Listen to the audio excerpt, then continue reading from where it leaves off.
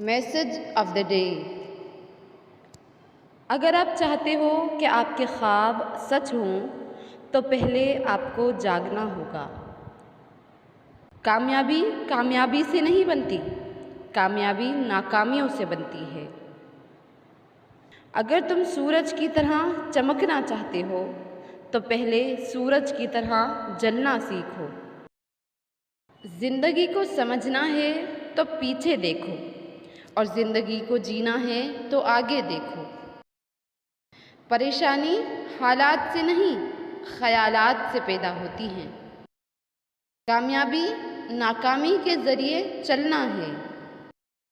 आपकी मंजिल वहाँ तक है जहाँ तक आप हिम्मत नहीं हारते। नाकामी कामयाबी से ज़्यादा इल्म देती है। नाकामी आपके किरदार की तामीर का हिस्सा है। कामयाबी और नाकामी में फ़र्क ये है कि मैं ये नहीं कर सकता और मैं कर सकता हूँ। कामयाबी हतमी नहीं है, नाकामी मोहलिक नहीं है। ये जारी रखने की हिम्मत है जिसका शुमार होता है। नाकामी ज़िंदगी का एक नागुज़ेर हिस्सा है और किसी भी कामयाब ज़िंदगी का एक अहम हिस्सा है। वीडियो अच्छी लगी हो तो लाइक कीजिए। जज़ाकमुल्लाहु खैरन।